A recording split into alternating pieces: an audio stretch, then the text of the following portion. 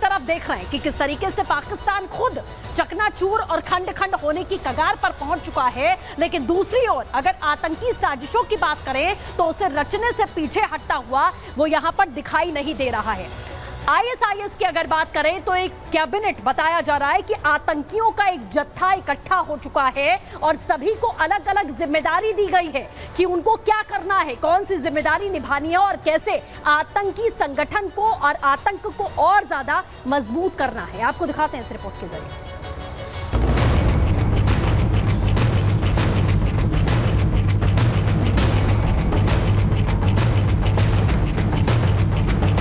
क्या पाकिस्तान किसी बड़ी साजिश को अंजाम देने में जुटा है?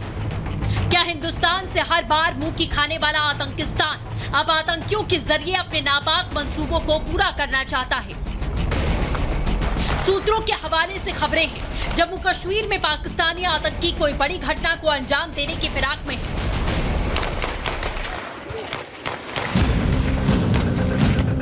जम्मू कश्मीर में बड़ी आतंकी साजिश का पर्दाफाश हो रहा है जो सीमा पार पाकिस्तान में रची जा रही है, जिसके लिए बाकायदा पाकिस्तानी खुफिया एजेंसी आईएसआईएस ने टेरर कैबिनेट तैयार की है, यानी खूंखार आतंकियों का ऐसा मजमा जो भारत में आतंकी वारदातों के लिए प्लान तैयार कर रहा है। इसमें मुंबई धमाके की मास्टरमाइंड मसूद अजहर जैसे कई बड़े आतंकी शामिल हैं। जानकारी के मुताबिक टेरर कैबिनेट में कुख्यात आतंकियों को साथ लाया गया है और जम्मू कश्मीर में चुनाव के दौरान आतंकी हमले की साजिश रची गई है। सरहद पार से आतंकवादियों को भेजना, फंडिंग से लेकर हथियार मुहैया कराने जैसे अलग अलग काम सभी को सौंपे गए हैं, जिनका पूरा कच्चा चिट्ठा अब सामने आने लगा है। Bureau report, Republic Bharat. तो कौन कौन से आतंकी इसमें शामिल हैं वो भी हम आपको बता देते हैं कि कैसे ये एक जो कैबिनेट बनाई गई है वो किस तरीके से आतंक फैलाएगी। मसूद अजहर की तस्वीर आप यहां पर देख रहे हैं। टेरर कैबिनेट का गठन यहां पर किया गया है, सभी आतंकियों को इकट्ठा कर लिया गया है। मसूद अजहर की बात करें, जैश का चीफ है और इसका जो किरदार है, जो रोल होगा वो ट्रेनिंग देना होगा। साथ ही अब बात करते हैं सैयद सलाउद्दीन की, जो कि हिजबुल का सरगना है और इसका काम बताया गया है कि ड्रग नेटवर्क को और ज्यादा कैसे मजबूत करना है, ये सलाउद्दीन करता हुआ नजर आएगा। अब बात बख्त जमीन खान की करेंगे। अल बद्र का ये चीफ है और इसकी जो जिम्मेदारी है वो पैसे जुटाने की है, फंड्स जुटाने की जिम्मेदारी बख्त जमीन को दी गई है। इसी के साथ फरहतुल्लाह गोरी की अगर बात करें तो जैश का बड़ा आतंकी है और इसका रोल है जानकारियां जुटाना, जानकारियां इकट्ठा करना, इनपुट्स इकट्ठा करना। बात साहिल फैजल की करेंगे, जो कि फरहतुल्लाह का दामाद बताया जा रहा है और इसका रोल है आतंकवादियों की ऑनलाइन भर्ती करना, किस तरीके से आतंकियों को भर्ती करना है, उन्हें जोड़ना है, ये काम है इसका। हमजा बुरहान की बात करें, अल बद्र का आतंकी है और ये हमले की प्लानिंग करेगा, पूरी जो हमले की रूपरेखा है वो तैयार करता हुआ यहाँ पर नजर आएगा। हमजा बुरहान की अगर बात करें तो ये स्थिति आप यहाँ पर देख रहे हैं कि आईएसआई किस तरीके की तैयारी कर रहा है। लेकिन चलिए इसी के साथ आगे बढ़ते हैं और पाकिस्तान किस तरीके की हरकतों को अंजाम दे रहा है आपने देखा। लेकिन बात अब करेंगे भारत की।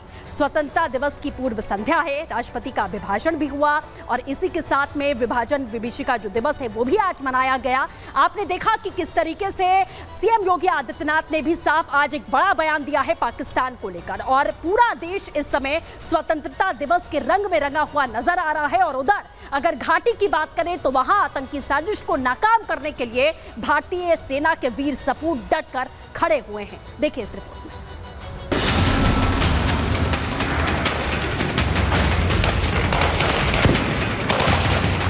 दुनिया के नक्शे पर आतंकियों को पालने वाला पाकिस्तान एक नासूर बन चुका है। तभी तो अपनी आजादी का जश्न छोड़कर उसने भारत के स्वतंत्रता दिवस से पहले आतंकी हमले की साजिश रची। जम्मू कश्मीर के डोडा में सुरक्षा बलों और आतंकियों की मुठभेड़ में आर्मी कैप्टन दीपक सिंह शहीद हो गए। सेना ने एनकाउंटर में एक आतंकी को ढेर कर दिया और 3 को जवानों ने घेर रखा है।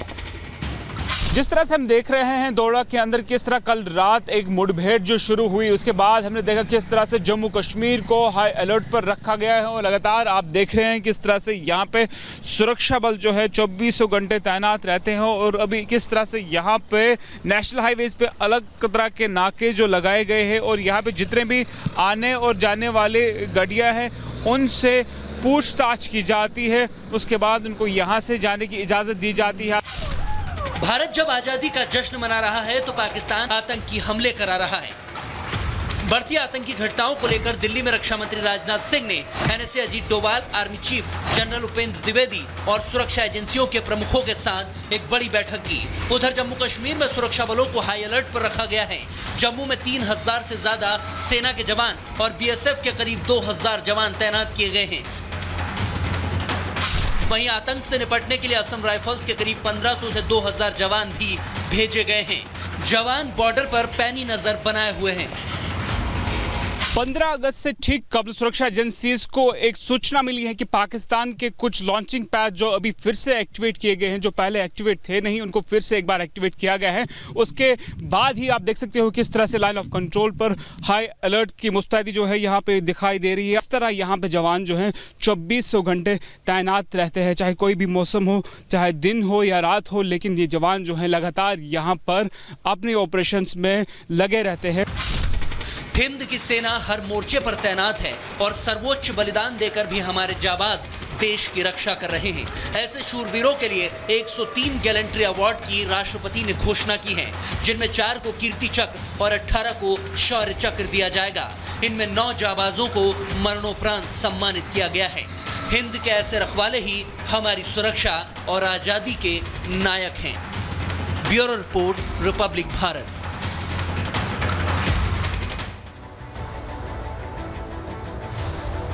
और अब बात हम करेंगे वर्ल्ड वॉर की। आप देख रहे हैं किस तरीके से स्थिति बनी हुई है मिडिल ईस्ट में। सबसे बड़ी बात कि ईरान और इजराइल आमने सामने हैं। ईरान ये तय कर चुका है कि वो इजराइल पर कभी भी हमला बोल सकता है। इजराइल अपनी तैयारी कर रहा है, लेकिन दूसरी ओर अगर यूएस की बात करें तो वो अपने दोस्त यानी कि इजराइल को और ज्यादा इस युद्ध में मजबूत करता हुआ नजर आ रहा है। हथियारों का जखीरा तो दिया ही है, उसकी सुरक्षा के लिए घेरा भी बना दिया, लेकिन अब एक वेपन डील का यहां सीधे तौर पर ऐलान करा गया है यूएस की तरफ से। वो डील क्या है आपको दिखाते हैं इस रिपोर्ट के जरिए।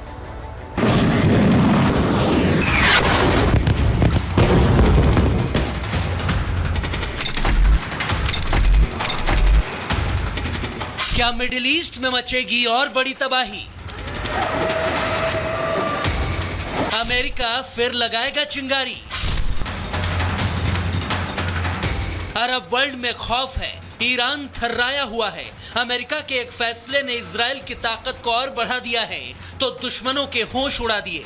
हमास और इजराइल में जंग और ईरान की ओर से बड़े हमले की आशंकाओं के बीच बाइडेन ने अपने दोस्त के लिए हथियारों का जखीरा भेजने का ऐलान कर दिया है। अमेरिका ने इजराइल को 20 अरब डॉलर के खतरनाक लड़ाकू विमान, मिसाइलें और 50,000 से ज्यादा गोले देने की डील को मंजूरी दे दी है, जिनमें करीब 18.82 अरब डॉलर के 50 घातक F-15 फाइटर जेट शामिल हैं। 102 मिलियन डॉलर की लड़ाकू विमानों के लिए हवा से हवा में मार करने वाली 30 एडवांस मीडियम रेंज मिसाइलें, 774 मिलियन डॉलर के 33,000 टैंकों के कारतूस, 583 मिलियन डॉलर कीमत के सैन्य वाहन और 61 मिलियन डॉलर के मोर्टार कारतूस शामिल हैं। अमेरिकी विदेश मंत्री एंटनी ब्लिंकन ने डील की जानकारी दी, जिसके बाद से मध्य पूर्व में महाजंग छिड़ने की आशंका और बढ़ गई है, क्योंकि अमेरिका के ये घातक हथियार ईरान समेत कई देशों में तबाही ला सकते हैं। इजराइल को बचाने के लिए अमेरिका पहले ही अपने F-22 Raptor fighter jet, aircraft carrier और परमाणु पनडुब्बियों को भेज चुका है और अब नए हथियारों और गोला बारूद का जखीरा देकर वो नेतन्याहू के हाथ और मजबूत कर रहा है, क्योंकि मिडिल ईस्ट में तेजी से हालात बिगड़ रहे हैं। गाजा में आईडीएफ ने रफा के शबूरा क्षेत्र में हमास के 100 और लड़ाकों को एयर स्ट्राइक कर मार गिराया है। उधर हमास ने भी इजराइल को टारगेट करते हुए 2 लंबी दूरी के रॉकेट दाग दिए। इन्हीं हमलों से बचने और माकूल जवाब देने के लिए बाइडेन अब हथियारों की खेप इजराइल को भेजेंगे। हालांकि ये डिलीवरी तुरंत न होकर कुछ सालों में होगी, लेकिन ईरान को काबू करने के लिए अमेरिका का ये प्लान कितना काम करेगा, क्योंकि अरबों के हथियार अमेरिका पहले ही नेतन्याहू के लिए भेज चुके हैं। Bureau report, Republic Bharat.